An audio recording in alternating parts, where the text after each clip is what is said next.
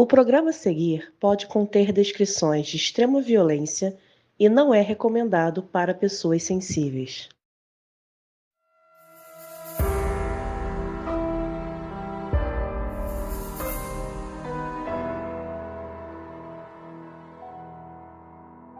Quando se fala de jornalismo brasileiro, é difícil não mencionar Tim Lopes. Dono de um carisma único e de uma predisposição natural para contar histórias, ele é uma das maiores referências que a gente tem até hoje dessa profissão. O Tim gostava de abordar questões sociais, de falar de pessoas marginalizadas, e ele dava voz a essas figuras, custe o que custasse. Eu sou a Carol Moreira. Eu sou a Mabê. E essa é a história do cruel assassinato do Tim Lopes.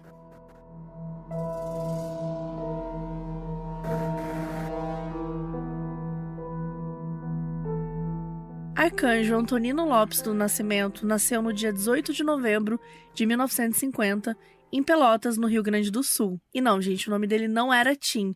Daqui a pouco a gente vai explicar de onde que veio esse apelido aí. O Arcanjo vinha de uma família bem extensa. O pai dele era tenente da polícia e a mãe era professora. Ao todo, eles tinham 12 filhos, e o Arcanjo era o quarto. A família passava por muitas dificuldades financeiras e quando ele tinha 8 anos, a família se mudou para o Rio de Janeiro, para a capital, e eles passaram a viver na comunidade da Mangueira.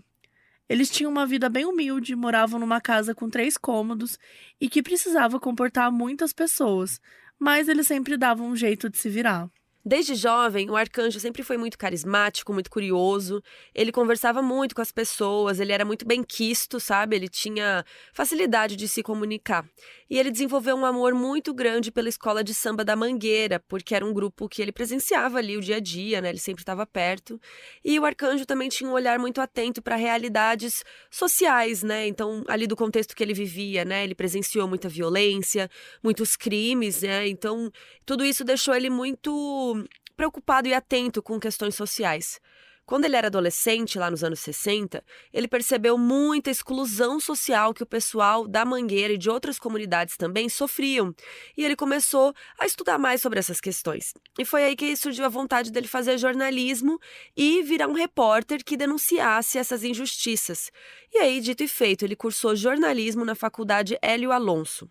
Nos anos 70, o Arcanjo começou a trabalhar oficialmente. Ele começou na revista Domingo Ilustrado, que era o projeto do jornalista Samuel Weiner, que também fundou o jornal Última Hora. Foi lá que ele finalmente recebeu o apelido de Tim.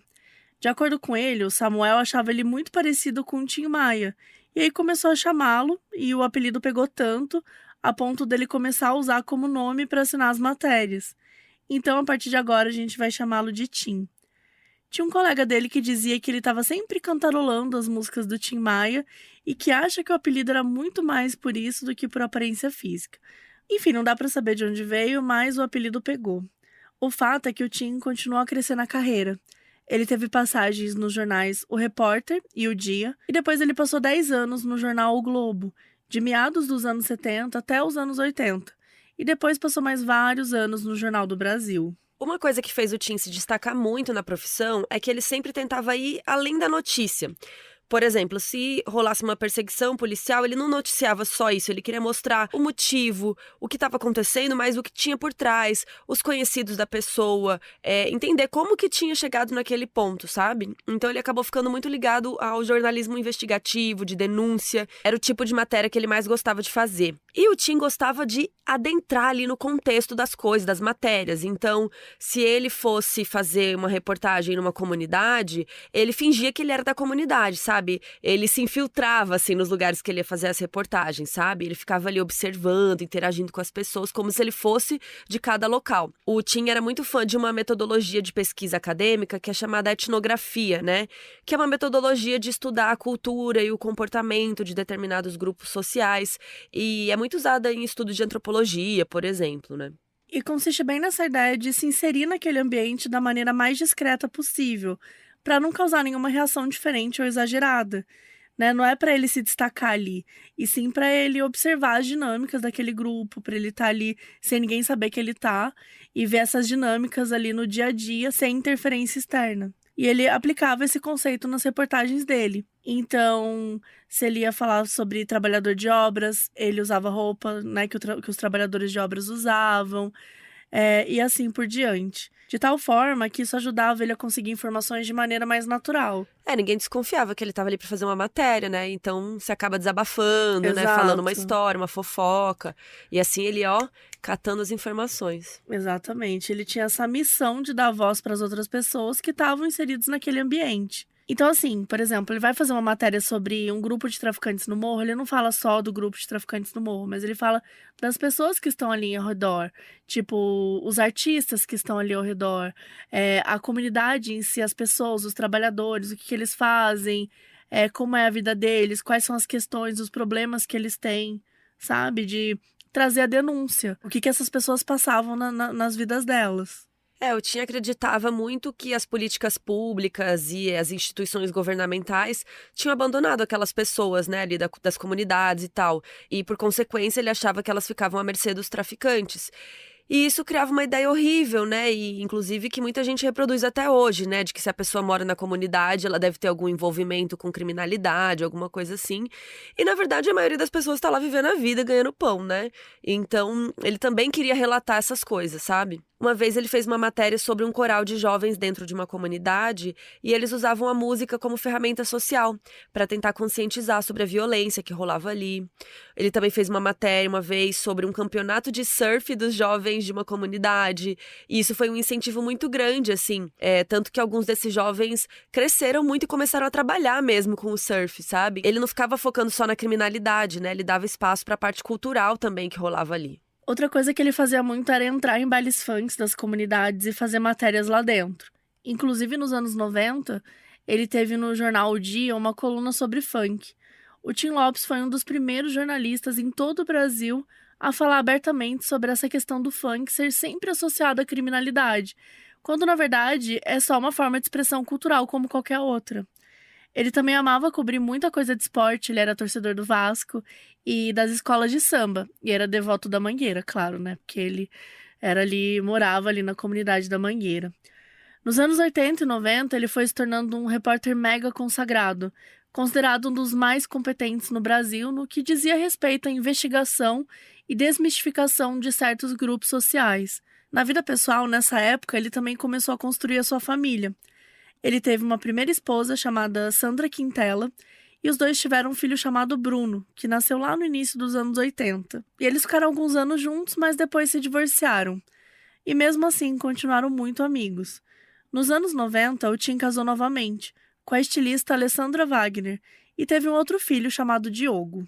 Os anos 90 foram muito importantes para a carreira do Tim, porque ele saiu do jornalismo impresso e começou a trabalhar na TV. A primeira parceria dele com a Globo foi no fim de 95, quando ele participou de uma matéria do Fantástico. Chamaram ele para se fantasiar de Papai Noel e interagir com as crianças carentes, ouvir os sonhos, ouvir os pedidos das crianças. E a matéria foi um sucesso, né? Porque ele fez o que ele fazia de melhor, né? Se colocar como um personagem ali presente da cena, né? Mas que ele não era o protagonista, né? Ele estava ali fazendo o papel do público, de entender, de perguntar, de trazer as informações das pessoas, né? As pessoas ao redor que eram os protagonistas das matérias dele. Em março de 96, quando ele estava com 45 anos, ele foi contratado oficialmente como produtor de matérias para o Fantástico. Então ele fazia a pauta, ele apurava, usava os contatos, ele fazia tudo, mas geralmente o produtor não é quem apresenta a matéria, né? Então nesse caso tinha um outro repórter para apresentar. De início, o Tim não aparecia muito porque ele não tinha o biotipo da televisão. Ele não era magro e as pessoas no comando não consideravam ele bonito. Provavelmente eram racistas também, né? Então, basicamente, por isso que ele fazia as matérias, ele produzia, mas outro repórter que apresentava. Só que o Tim, ele levava muito jeito com a câmera. Tipo, não tinha como negar, sabe? Ele tinha uma desenvoltura, ele tinha um carisma. Sabe aquela pessoa que a câmera gosta dela? Isso você não consegue tirar, sabe? Então, ele começou a aparecer muito, mesmo não tendo o biotipo que era considerado ali o perfeito para estar na televisão. Sem falar que o Fantástico começou a usar microcâmeras, né? Os repórteres entravam nos lugares e filmavam discretamente. Então, para você poder fazer esse tipo de coisa, você tinha que ser muito competente, né? Porque é muito difícil, tem que ter essa coisa do infiltrado, é um sangue frio, né? Você tem que ter muita coragem, muita força, se garantir de ser desenrolado, de conversar com a galera, enfim, pra se infiltrar mesmo. E você precisava de pessoas muito competentes, e o Tim era dessas pessoas, né? Ele usava muito essas câmeras escondidas, guardava na roupa, chegava nos lugares e filmava. E chegou num ponto que ele já estava tão consagrado que deram para ele, assim, controle criativo quase total sobre a matéria que ele ia fazer. Era basicamente assim, ai, vai lá, sabe? Tipo, tudo que você faz é bom, tudo que você faz a gente Brilha, gosta, vai. então só traz pra gente a matéria. Então ele idealizava, ele conduzia, ele decidia sobre qual abordagem que ele ia falar. E a galera aceitava, porque ele tinha uma forma muito original de abordar o assunto, né? Ele era diferente, ele era um cara muito foda no que ele fazia. Não, inclusive ele tinha muitas sugestões da parte técnica também. Ele conseguiu fazer uma transição muito boa da era da imprensa escrita para o jornalismo na TV, né? Então ele sempre estava muito curioso para aprender sobre as tecnologias, como que tal câmera, tal coisa poderia ser útil ali na filmagem, o microfone, tudo ele queria aprender, sabe? Sobre o audiovisual, assim. E é difícil, né? Tipo assim, você Ele pode era ser, multi, você né? pode ser brilhante na escrita e ter muita dificuldade na câmera, né? Tipo, é uma coisa de você também ter um dom ali, sabe? Não, ele era único, né? Porque ele gostava de escrever, de fazer a procura, de sair, né, atrás das pessoas, de se Exato. infiltrar. Ele gostava da parte audiovisual, de entender ali, vamos pegar esse ângulo aqui, porque aqui vai dar pra Exato. ver a comunidade, não sei o que lá. Ele é completo. Ele fazia tudo, né? Ele meio que já dirigia a matéria também, assim. E aí, óbvio que as matérias dele tinham uma qualidade, assim, enorme, né? Porque juntava a parte técnica com o conteúdo, o carisma dele, e também os temas, né? Porque ele se infiltrava nos lugares sem medo, ele se arriscava. Teve uma matéria, inclusive, que ficou muito famosa, porque ele se vestiu de vendedor ambulante. E meio que, né, sem querer ali, ele presenciou um assalto com ameaça à faca, bem de pertinho. Então as câmeras estavam gravando de longe, ele estava próximo, e aí começou uma fuga, a câmera pegou ao vivo o criminoso correndo. E aí, gente, teve uma reviravolta ainda. O moço foi atropelado por um ônibus, o assaltante, sabe? Então essa matéria, assim, foi muito chocante, foi muito única, Chamou muita né? atenção, né? Nos anos 90, ele idealizou a série Hora da Verdade, que passava na Globo. Foi um projeto bem diferente, no qual as famílias de vítimas de homicídios ficavam cara a cara com os criminosos responsáveis por aquela morte. E eles ficavam cara a cara conversando. Olha que sei lá, eu nem sei se eu gosto, mas enfim, é diferente. É pesado, né? É pesado. Enfim, foi um projeto que ele idealizou, ele produziu e chamou bastante atenção, né? Como tudo que ele fazia. Com o passar dos anos, o Tim ganhou muitos prêmios importantes do jornalismo, incluindo o Prêmio Abril de Jornalismo.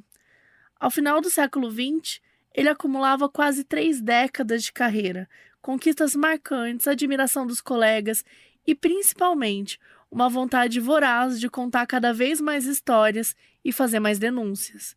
Ele estava completamente disposto a se arriscar. Infelizmente, uma hora o risco ia ficar grande demais.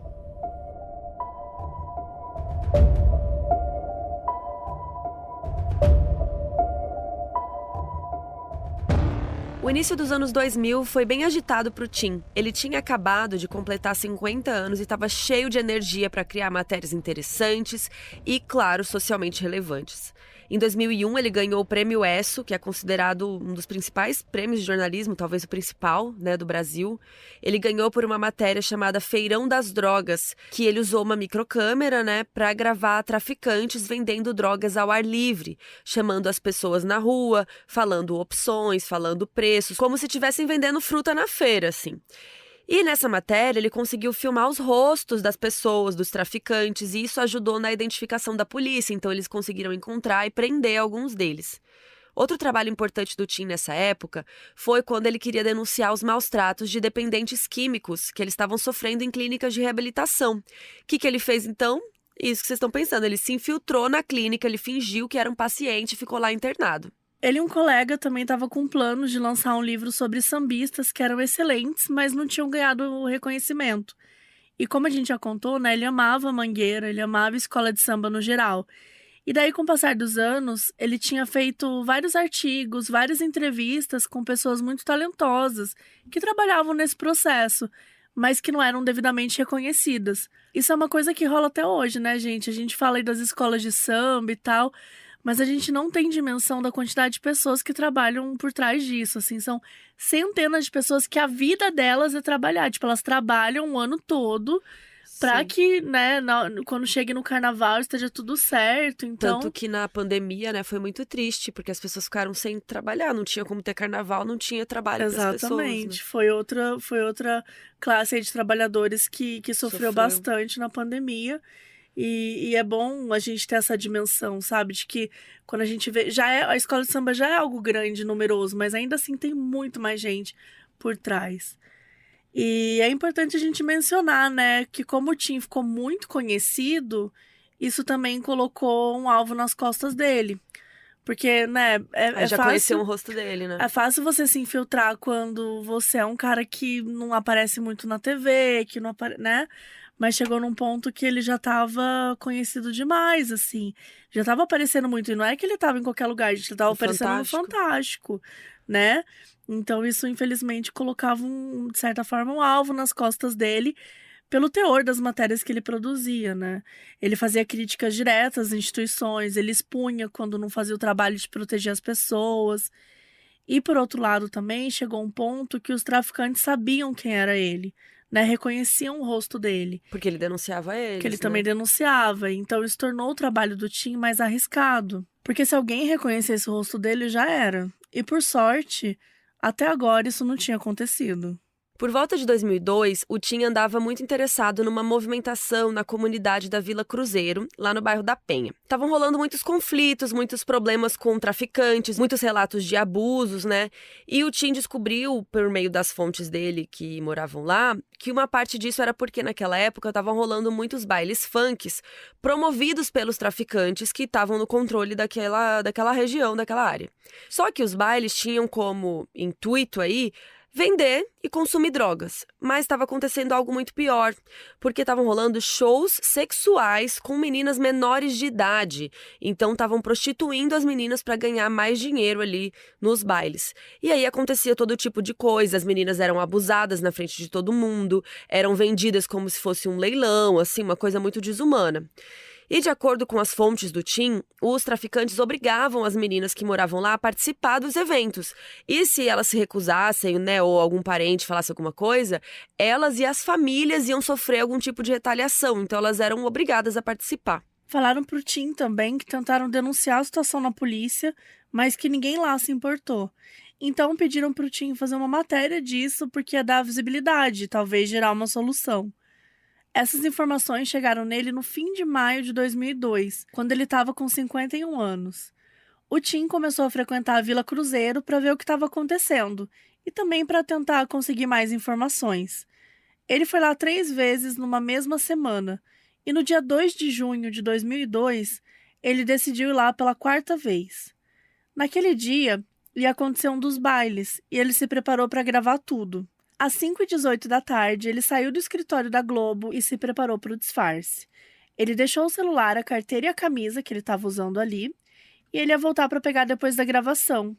Até porque se alguém, né, pegasse a carteira ou caísse, enfim, a carteira dele, poderia ver os documentos dele ali e ver que ele não era dali. Então, ele deixou os documentos na Globo.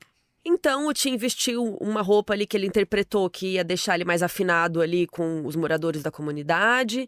E depois de se vestir, ele foi no Shopping Penha, que era ali bem perto já da comunidade, e colocou a microcâmera escondida ali na cintura.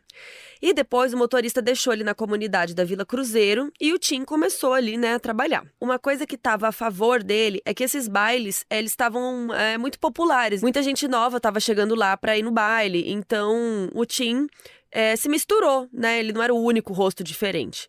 Então ele começou gravando ali, tentou encontrar imagens de armas, de drogas. E em algum momento ele decidiu entrar num bar, comprar uma cerveja. E quando ele estava lá dentro, ele acabou interagindo rapidinho com um menino que estava ali procurando traficantes. Mas o Tim não sabia disso. O menino notou uma luzinha saindo ali do Tim. Então, né, percebeu que tinha algo estranho ali. Depois o Tim saiu do bar e ficou na calçada filmando o que conseguia. Ele pegou imagens de traficantes vendendo drogas e de pessoas andando de moto com armas nos braços. E logo em seguida ele foi abordado por 2 homens que estavam por ali, o André da Cruz Barbosa e Maurício de Lima Matias. Os dois eram traficantes e atendiam pelos apelidos de André Capeta e Boizinho. Foi para eles que o menino foi contar que tinha uma luz estranha na mochila do Tim, e eles desconfiaram que pudesse ser uma câmera. Os dois começaram a confrontar o Tim, perguntaram o que ele estava fazendo ali, por que estava gravando. Eles não sabiam que ele era repórter. Acharam que era algum morador da comunidade que, sei lá, poderia agir como informante para a polícia. E foi aí que o Tim explicou que era jornalista da Globo. Pediram as credenciais dele para provar, mas ele não estava com elas ali, né? Justamente para não ser descoberto. Então, André Capeta e o Boizinho agrediram o Tim e deixaram ele parado ali para não fugir. E ficaram pensando no que fazer. Então, eles usaram rádio para chamar o líder daquela gangue. E o nome do líder era Elias Maluco.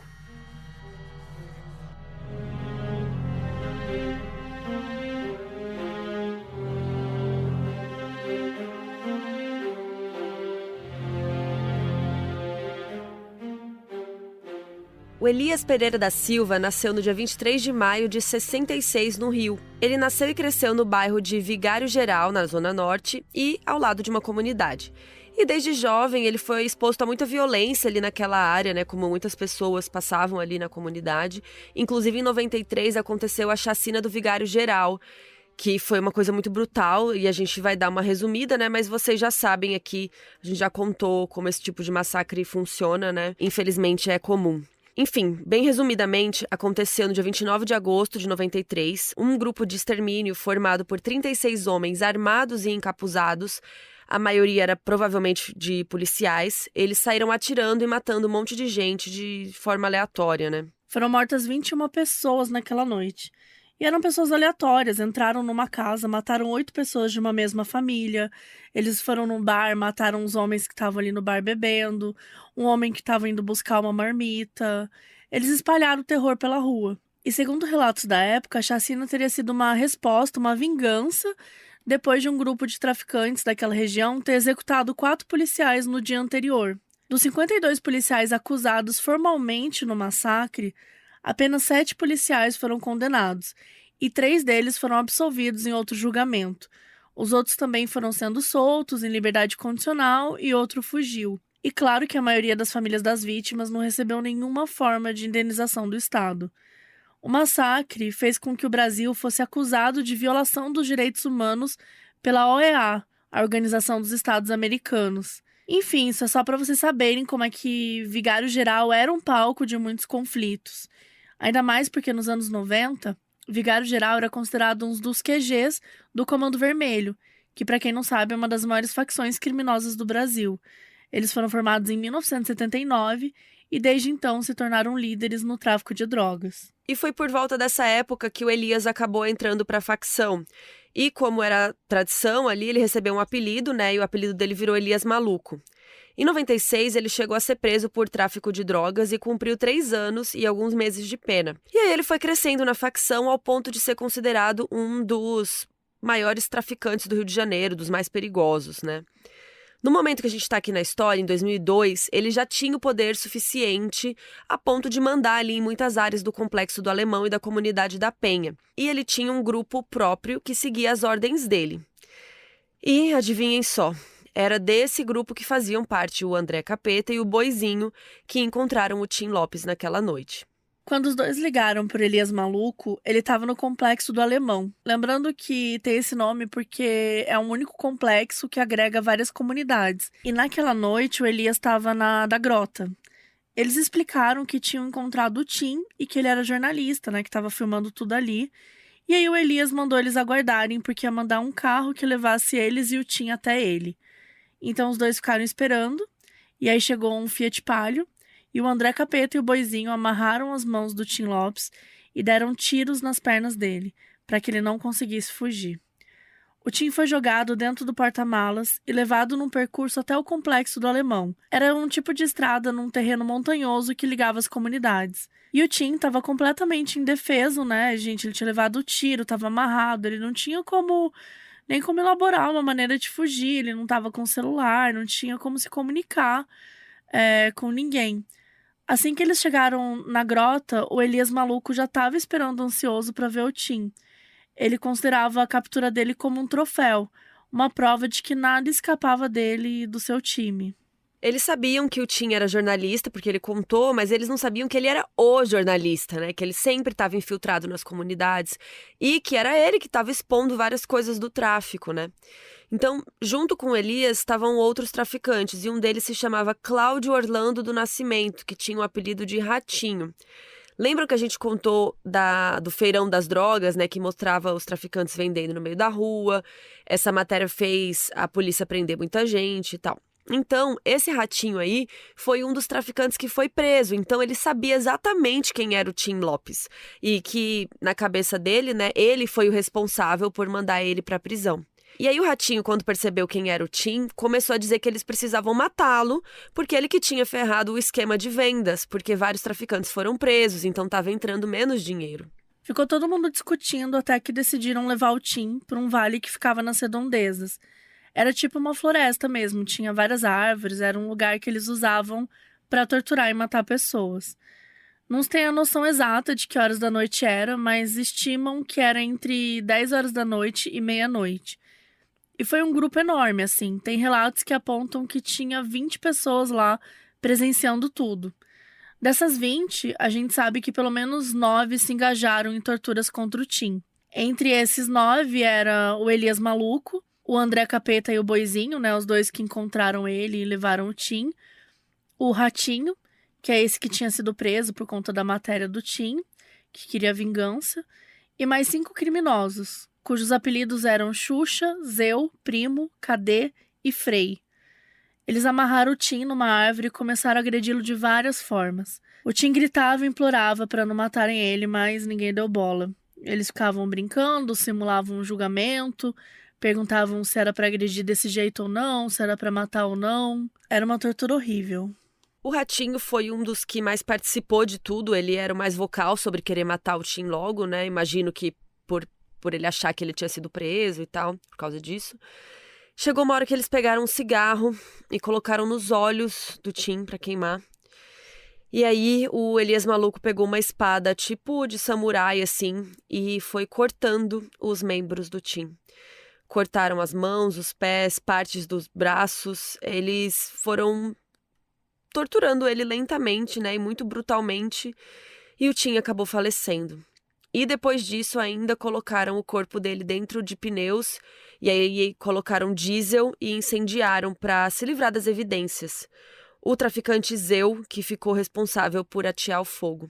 Essa técnica aí é chamada de micro-ondas, é algo muito comum que algumas facções criminosas fazem para apagar os vestígios das vítimas e tal.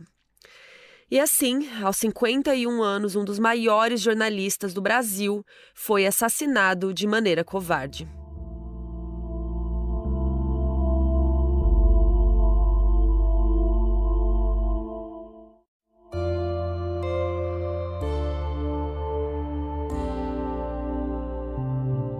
A última vez que o Tim foi visto foi pelas câmeras, saindo da Globo às 5h18 da tarde do dia 2 de junho. Todo mundo sabia como ele costumava trabalhar quando estava se infiltrando, mas à medida que as horas foram passando, as pessoas começaram a se preocupar.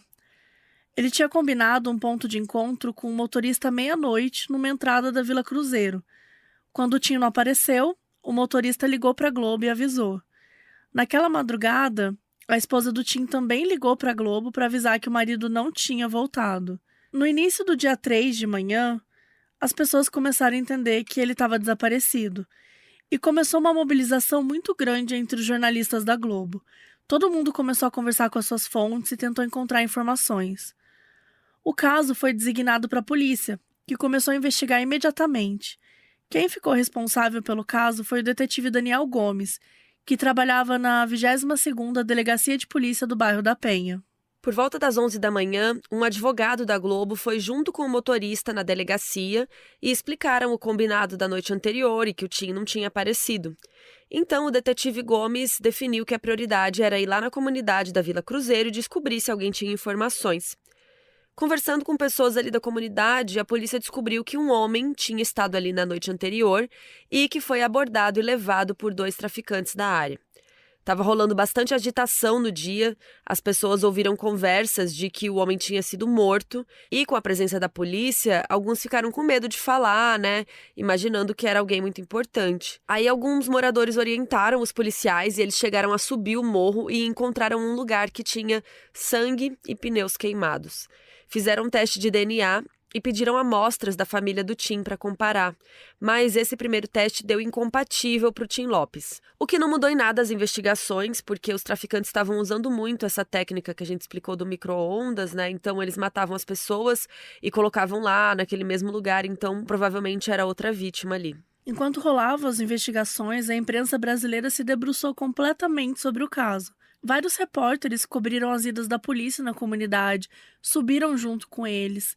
Também começou a rolar inúmeros protestos de associações de jornalismo, tanto brasileiras quanto mundiais, pedindo que o Tim fosse encontrado e os seus captores punidos. Nessa época, na primeira semana, ninguém tinha certeza ainda se o Tim estava vivo ou morto.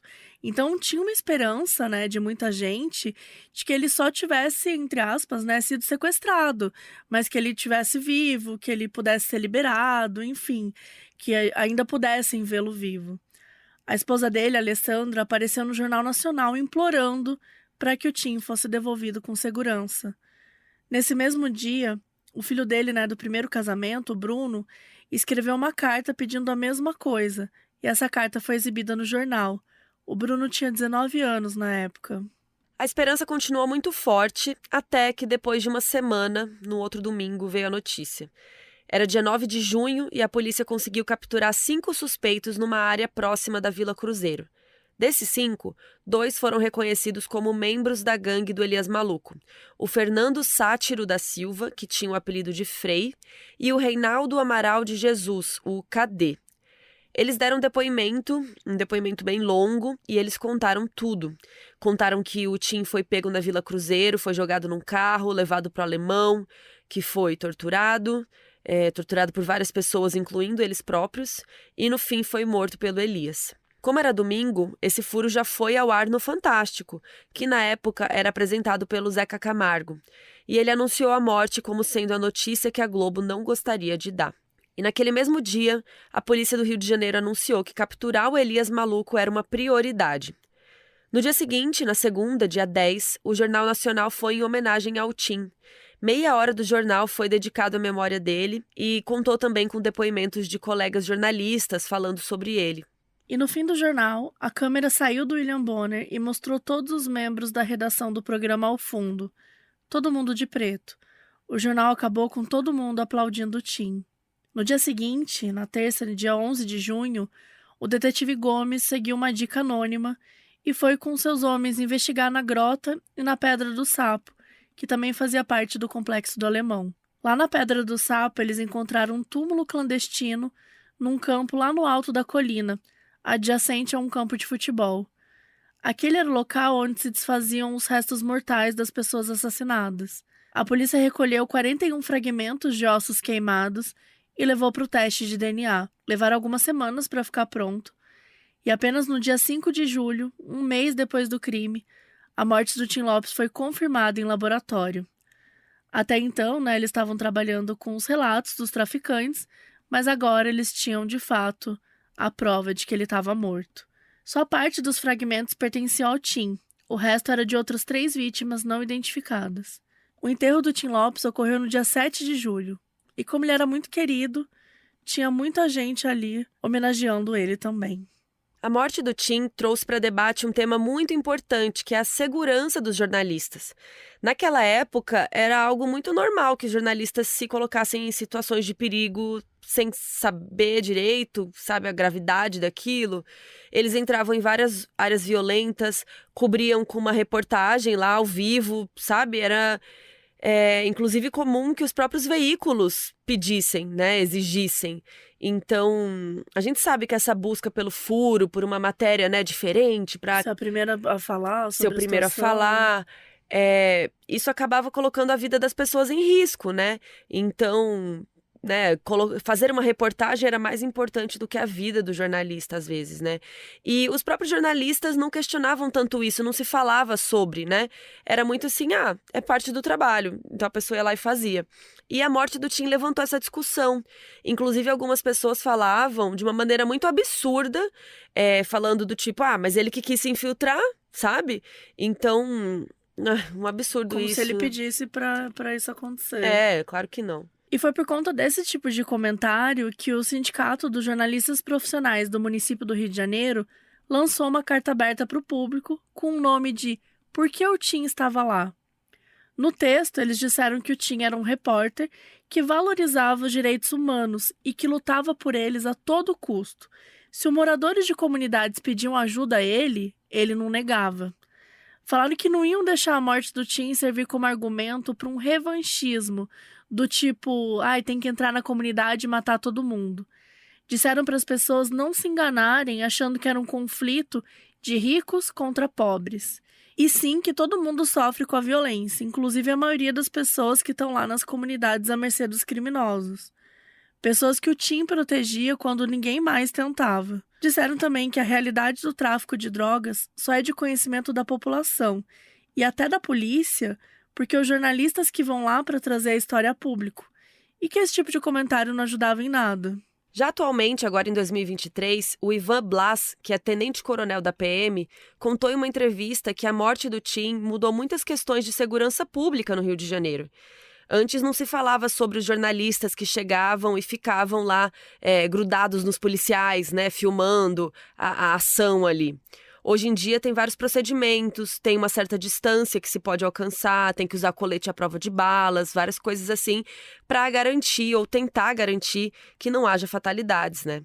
Além disso, muitos jornalistas pararam de se sentir seguros para ter um nível de envolvimento tão intenso. O Caco Barcelos mesmo, ele era muito amigo do Tim. E na época que ele morreu, ele estava escrevendo um livro-reportagem sobre o Comando Vermelho. E ele conseguiu conversar com vários criminosos que estavam em posição de destaque, né, no Comando Vermelho. Hoje em dia, menos jornalistas se sentem seguros para estar assim, então, no olho do furacão. Sem falar que a execução do Tim foi vista por muitos como um aviso, né?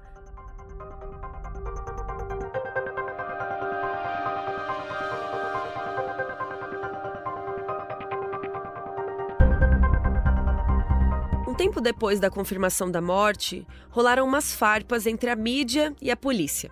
O detetive Gomes terminou o inquérito, que por sinal tinha 658 páginas. E no relatório, ele apontou a questão que o Tim estava lá para fazer uma matéria para a Globo e que quando ele não apareceu no horário combinado com o motorista, já era para a Globo ter avisado eles, porque talvez tivesse dado tempo de salvá-lo. Então esse relatório tinha um teor aí que dava a entender que a Globo tinha parte da responsabilidade na morte dele, né, que tinha colocado ele em perigo. Outra coisa que ele apontou é que o próprio Tim escolheu se colocar numa situação muito perigosa que poderia resultar em algum dano para ele. E aí, no Jornal Nacional, o Bonner deu uma resposta oficial em nome da Rede Globo de que o Tim estava lá na comunidade porque os moradores chamaram ele e ele queria ajudar as pessoas como sempre fazia, né? As pessoas acharam de muito mau gosto essa sugestão de que o Tim tinha sido responsável pela sua própria morte. Tanto deu repercussão negativa esse inquérito que a governadora do Rio de Janeiro, a Benedita da Silva, retirou o detetive Gomes do caso. Nos meses seguintes ao assassinato, a polícia se dedicou bastante a encontrar e prender todos os responsáveis. Ao todo, eram 9 traficantes considerados participantes do crime. Lembrando que 2 deles já tinham sido pegos pela polícia, né? O Frei e o Cadê. Eles que contaram sobre o assassinato, né? Eles que falaram tudo. No dia 8 de agosto de 2002, numa quinta-feira, o Boizinho foi morto durante uma troca de tiros com a polícia. A polícia estava rastreando as ligações dele fazia um tempo, né? E eles acreditavam que o Elias Maluco estava se escondendo lá em Vigário Geral também.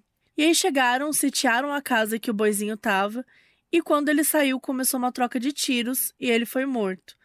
A polícia acredita que o Elias Maluco estava lá na comunidade na hora também, mas que conseguiu fugir.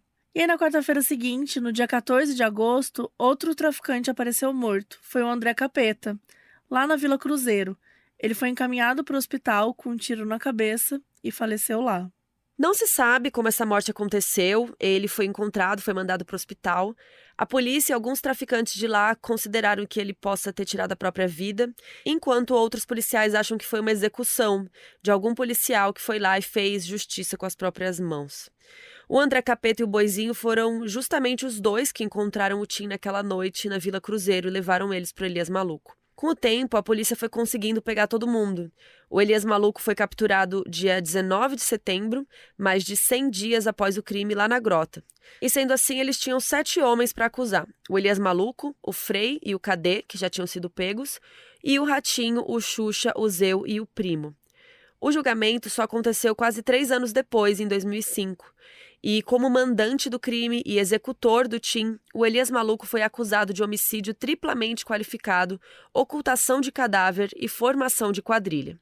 O julgamento dele foi separado dos outros e rolou no dia 25 de maio. Foi super rápido, durou 16 horas e poucas testemunhas foram ouvidas.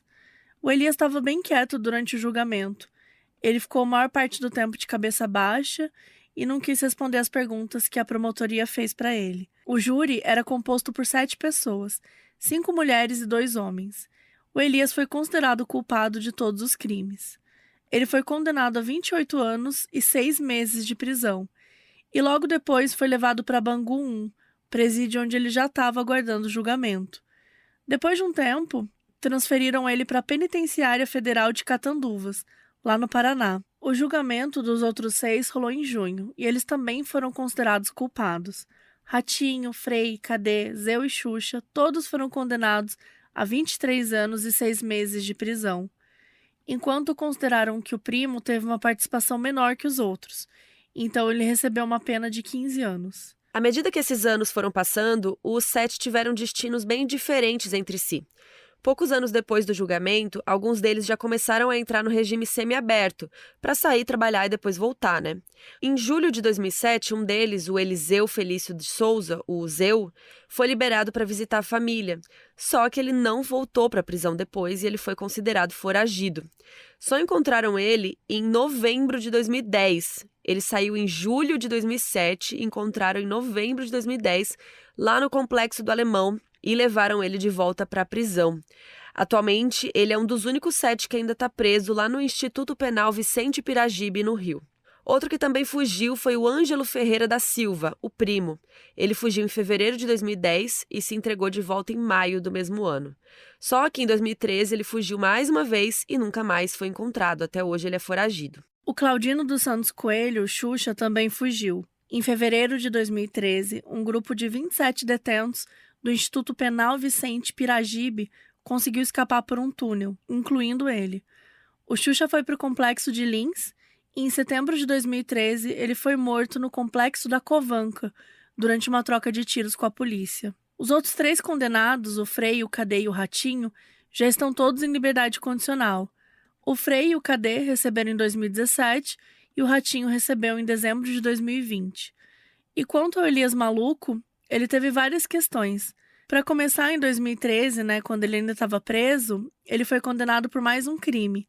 10 anos extras de pena por lavagem de dinheiro. A esposa e a sogra dele estavam envolvidas no esquema e foram condenadas também.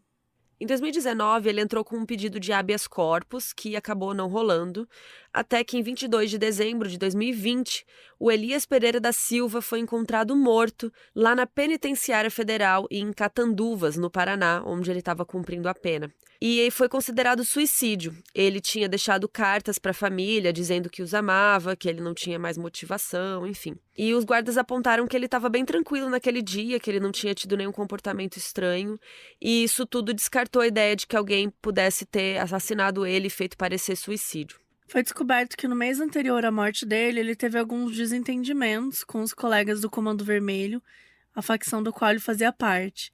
De acordo com a polícia, ele teria sido rebaixado na facção. E a família dele também disse que algo que fazia muito mal era ele não poder receber visita dos parentes, que desde 2017 ele não tinha mais direito a visitas íntimas e que isso também afetava a saúde mental dele, dos presos em geral. O fato é que Elias Maluco morreu aos 54 anos, 3 anos a mais do que o Tim Lopes, quando ele o matou.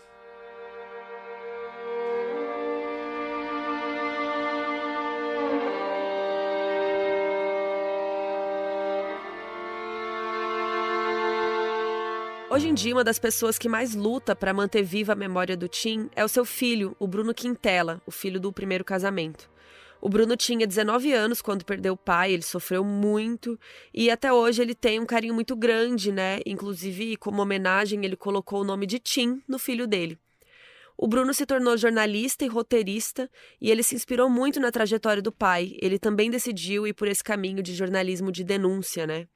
Em 2011, ele fez parte de uma cobertura no Complexo do Alemão que ganhou o Emmy Internacional de Melhor Reportagem. Em 2013, quando ele já estava com uns 30 anos, ele concebeu e roteirizou o documentário Tim Lopes, História de Arcanjo.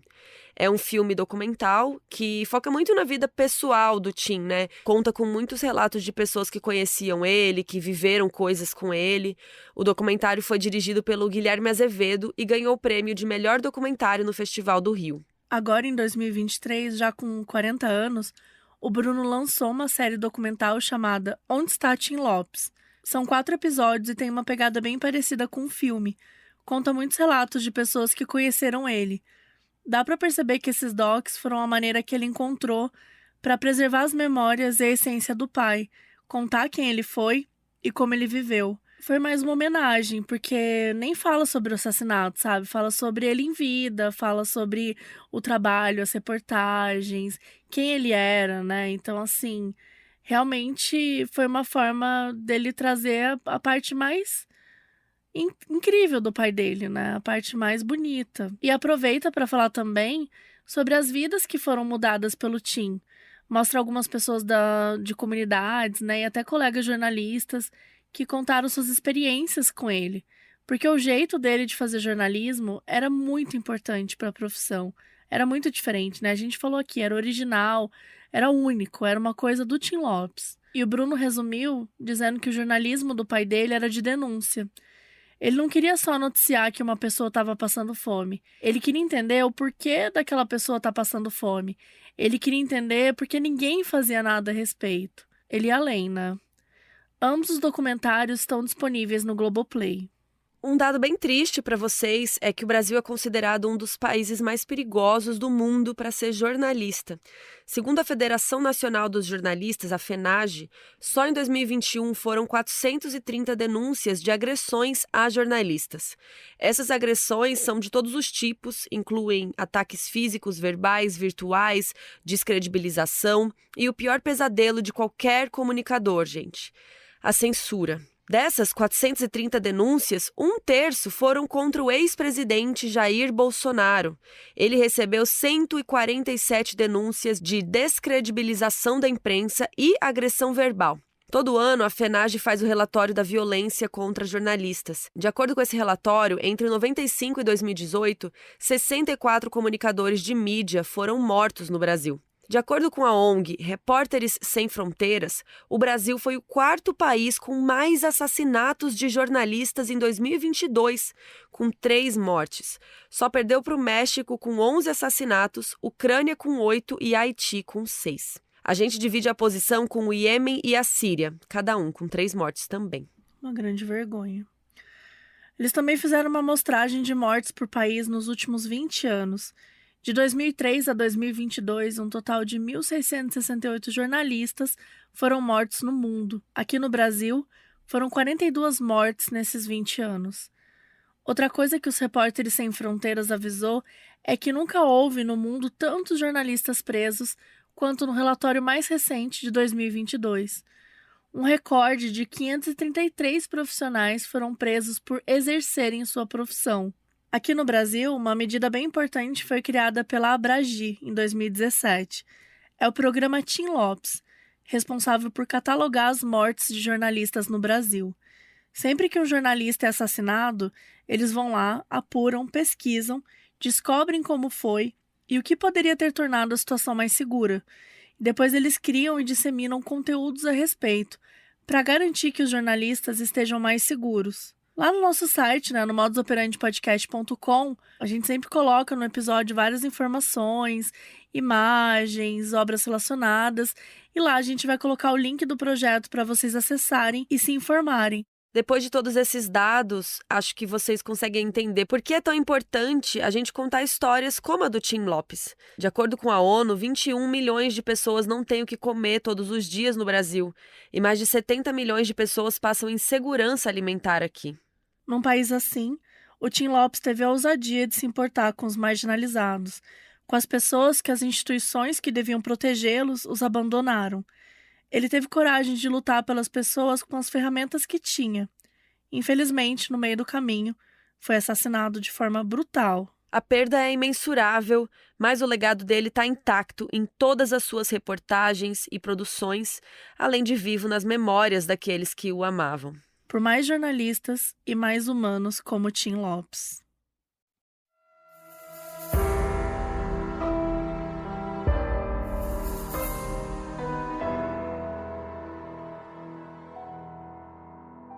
O aviso no início desse episódio foi gravado pela Júlia Maciel Pereira, que é nossa apoiadora na Aurelo.